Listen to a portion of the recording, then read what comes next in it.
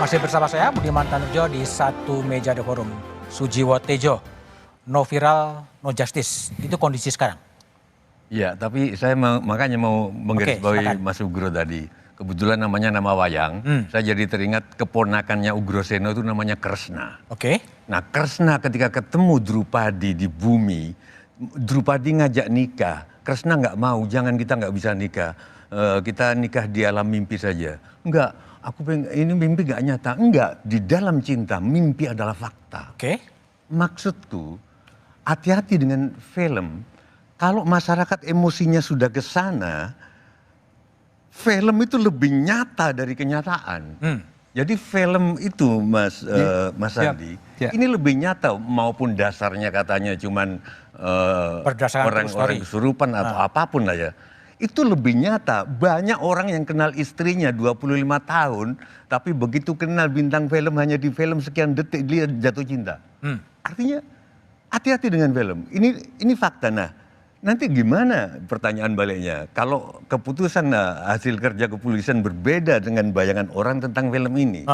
Walaupun diskusinya kita bisa melebar, karena untuk di masa depan film-film yang berdasarkan kenyataan yang mengklaim diri atas dasar kisah nyata harus cover both side mestinya. Nah, ini masalah perizinan film, makanya mungkin artinya kita harus berterima kasih pada produser film itu. Pertama harus berterima kasih, orang pasti ada baik buruknya. Tapi kalau nggak ada film ini mungkin nun sewu Pak Sandi juga agak gedandapan kayak gini gitu loh. Tapi kalau ceritanya dari satu sisi, bagaimana kalau nanti cerita Pak kepolisian yang betul? Walaupun masyarakat punya banyak memori, walaupun Gen Z enggak, tapi orang-orang tua banyak memori. Sengkon Karta, dia petani biasa loh ya. Dia merampok dan membunuh. Terus waktu zaman Pak Harto ingat nggak ada Peragawati, nggak usah saya sebut. Ya. Peragawati terkenal. Ya. Pembunuhnya disangkakan ke orang lain. Oke, terus sekarang kita, itu kan kalangan bawah, kalangan atas enggak. Kita semua deg-degan ini. Saya kenal Pak Antasari, Ketua KPK. Dari ngomong-ngomong patut diduga menurut saya. Bukan dia pelakunya, patut diduga lah. Tapi dia menanggung walaupun dapat gerasi dari presiden. Ini gimana? Artinya Anda juga menangkap tren salah orang? Salah orang, dan bukan cuma kalangan Sengkon Karta, tapi Antasari mantan jaksa. Itu bisa terkena? Kalau betul dugaan saya loh ya. Iya. Bisa kena, Budiman bisa kena. Aku nggak berani ngomong sampai. Oke, baik. Mas Reza, ini udah terlalu sengkarut ya, meskipun tadi ada soal kebenaran versi film, kebenaran versi putusan pengadilan. Jalan keluar yang mau Anda tawarkan untuk menyelesaikan sengkarut ini seperti apa? Tetap di jalur... Menurut saya ada dua agenda besar yang perlu dilakukan oleh Polri. Sejak awal saya konsisten mengatakan mencari-cari DPO bukanlah suatu hal yang patut diprioritaskan. Bukan hal yang patut diprioritaskan. Tapi justru melakukan eksaminasi ke titik hulu, itulah merupakan kunci bagi terurainya misteri ini. Saya ingin menawarkan adanya definisi baru atau pemaknaan baru tentang profesionalisme kepolisian. Begini Mas Budiman, sebarangkali ketika kita bicara tentang peninjauan kembali atau PK, jelas syaratnya adalah adanya novum, alat bukti. Siapa yang mencari alat bukti itu sudah jelas. Selama ini prakteknya adalah dari pihak terdakwa sendiri. Maaf, terpidana yang mencari novum itu. Tapi sekarang senyampang Polri ini terus berbangga hati, dan saya menaruh respek ketika mereka mengatakan kami mengungkap kasus dengan pendekatan saintifik. Maka konsekuen saja, lakukan eksaminasi ke titik hulu guna mereview kembali sudah seberapa jauh sesungguhnya Polda Jabar melakukan uji saintifik terhadap kasus Cirebon. Seandainya lewat eksaminasi hulu itu disimpulkan dan diinsafi bahwa ternyata kerja saintifik tidaklah memadai, maka ini kan sesungguhnya merupakan temuan. Sehingga alih-alih menunggu terpidana mengajukan novum, justru Polri dengan kebesaran jiwanya lah membawa novum ini untuk peninjauan kembali. Tidak ada pihak yang akan dipermalukan ketika seandainya putusan PK mengatakan situasi yang berbalik 180 derajat dari nasib para terpidana saat ini. Itu poin pertama, eksaminasi ke titik hulu guna mereview proses kerja saintifik mereka. Yang kedua, sejak segmen awal kita berfokus tentang pengungkapan misteri pidananya. Tapi bagi saya agenda yang tidak kalah pentingnya adalah bagaimana kemudian Polri mengecek, menakar menguji tingkat kompetensi dan integritas para penyidik. Baik itu penyidik tahun 2016 maupun penyidik tahun 2024. Beberapa waktu lalu, sepanjang saya bisa simak di pemberitaan, Mabes Polri sudah mengirim propam untuk mengecek para penyidik 2016 dan Rudiana. Sungguh-sungguh saya menantikan pada kesempatan sekarang misalnya, Pak Sandi bisa bercerita apa temuan propam setelah memeriksa para penyidik dan Rudiana. Apakah akan memberikan apresiasi karena para penyidik dan Rudiana dianggap berprestasi, ataukah justru ingin memberikan sanksi? Entah itu sanksi terkait dengan lemahnya kompetensi sehingga mengirim para penyidik untuk sekolah lagi, ataukah sanksi terkait dengan etik, bahkan mungkin pidana terkait dengan integritas yang rusak parah. Oke, baik. Bung Saiful, tadi ada eksaminasi ke hulu ya, yang ditawarkan oleh Mas Reza. Lalu kemudian juga ada penyidikan juga yang mengarah kepada Ibtu Rusdiana, ayah Eki yang juga mungkin terlibat cukup aktif di 2016. Apa temuan Anda soal itu? Iya, menurut kami terkait dengan poin eksaminasi tadi itu ya kurang lebih seperti kita membentuk tim pencari fakta secara independen. Itu posisi Anda ya? Karena menurut kami adalah dengan membentuk tim pencari fakta yang disampaikan oleh Pak Reza tadi jelas bahwa ini akan memulai dari titik nol. Menurut kami dengan membentuk tim pencari fakta yang mendesak kepada presiden ini dengan berbagai macam unsur. Bisa saja kalau misalnya tadi kita merujuk pada scientific crime investigation, itu bisa kita libatkan daripada penyidik beberapa lembaga, misalnya Komnas HAM, KPAI, dan kemudian kampus-kampus yang memiliki kapasitas di situ. Nah, menurut kami hal yang paling penting adalah segera presiden membentuk tim pencari fakta untuk menggali persoalannya di mana, apakah benar Vina meninggal dan Eki meninggal itu berdasarkan karena laka lantas ataukah memang ada pembunuhan?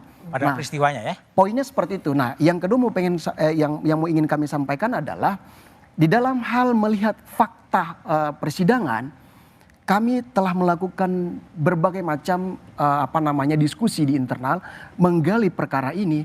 Problemnya hanya satu sebenarnya, terkait dengan tidak transparansinya proses yang dilakukan oleh Polda. Entah 2016, bahkan di 2024. Kenapa? Misalnya kita lihat saja sekarang, kami ingin berkunjung kepada beberapa narapidana. Nah, namun ketika kami melihat saat ini, ternyata narapidana ini, mereka dipisah-pisahkan, bukan di lapas Cirebon.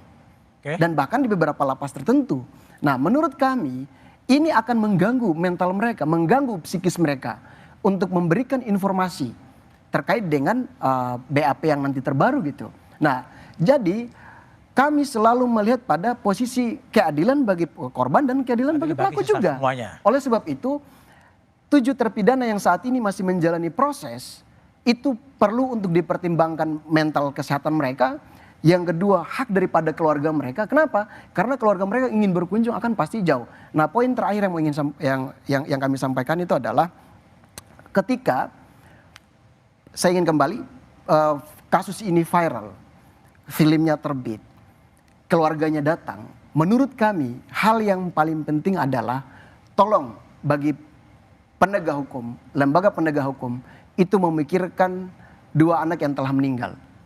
Karena menurut kami adalah 2 anak ini memiliki hak yang sama untuk dirasakan oleh para keluarga. Minimal keluarga dari pihak Vina, almarhumah, itu tahu bahwa apakah anak tersebut itu meninggal seperti apa. Apakah dibunuh ataukah memang laka lantas. Oke, baik.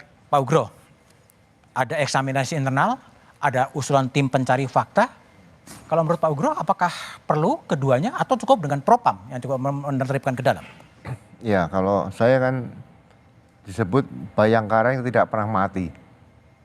Jadi yang saya sampaikan sama Pak Jenderal Sandi tadi, pohon Polri ini kan sudah tumbuh puluhan tahun, mungkin mencapai 100 tahun ini kan sudah batangnya sudah besar, daunnya sudah rindang sebagai pelindung, pengayom dan pelayan dan pemeliharaan Kamtimas. Nah, ini ada penegakan hukum, masalahnya bukan saya anggap kecil, bukan. Ada masalah gangguan sedikit nih. Kalau gangguan sedikit nih misalnya berkaitan dengan etika profesi, selesaikan melalui etika profesi. Siapa yang ganggu? Iya, gangguan sedikit seperti kasus ini, tapi kan tidak akan mengganggu kepercayaan masyarakat terhadap Polri. Kalau ada masalah seperti kasus Vina ini, dianggap bahwa ini masih bisa dieksaminasi tadi, masukan-masukan tadi ya, ya dicek aja. Nggak lama kok, Propam sudah turun, sampaikan. Kalau memang benar, sampaikan yang benar. Kalau tidak, sampaikan itu tidak benar. Karena justru akan meningkatkan tingkat trust publik kepada polisi ini. Jadi saya sayangkan yang sudah bagus sih jangan sampai rusak kembali. Ini tetap dipertahankan, gitu aja. Oke, baik. Mungkin Pak Sandi bisa nggak menjelaskan update perkembangan misalnya pemeriksaan atau permintaan keterangan Propam terhadap Ibtu Rusdiana itu? Kalau Ya. bisa pendek. Baik, terima kasih. Sebelumnya saya mengucapkan terima kasih kepada senior dan narasumber lainnya atas semua syarat dan masukan. Ini adalah suatu kritik yang membangun buat Polri. Oke. Yang ingin kami sampaikan bahwa apa yang dilakukan penyidik tadi sudah melalui proses yang cukup panjang. Dari proses cukup panjang tadi juga sudah diuji di pengadilan. Seperti awal tadi kami sampaikan. Jadi kalau misalnya tadi disampaikan oleh pengacara Mas Saiful. Mas Saiful tadi sampaikan bahwa kenapa kok 2 DPO tadi kok dihapuskan. Jadi kami sudah melaksanakan rilis dan kami tadi sampaikan pada waktu jeda tadi bahwa DPO itu sudah ditetapkan oleh pengadilan dan dari hasil pengadilan tadi sudah diperiksa ulang atau diperiksa lanjutan oleh penyidik. Dari perkembangannya tadi tidak ada alat bukti yang menguatkan ke sana. Jadi justru kami meminta bantuan dari masyarakat, netizen dan kalau ada pengacara menyampaikan kalau memang ada alat bukti yang menguatkan 2 DPO lainnya dengan senang hati akan kita proses. Dan penyidik juga tentu saja akan berusaha untuk semaksimal mungkin mengungkap kalau memang itu ada. Bisa saya merespon? Keterangan dari para saksi dan para pelaku itu menyebutkan tidak demikian. Itu yang pertama. Yang kedua, tadi disampaikan oleh Pak Reza bahwa kenapa kok tidak diuji untuk masalah spermanya, uji DNA ataupun yang lainnya. Jadi perlu diketahui bahwa setelah kasus dinyatakan laka lantas, jenazah ataupun korban sudah dimakamkan.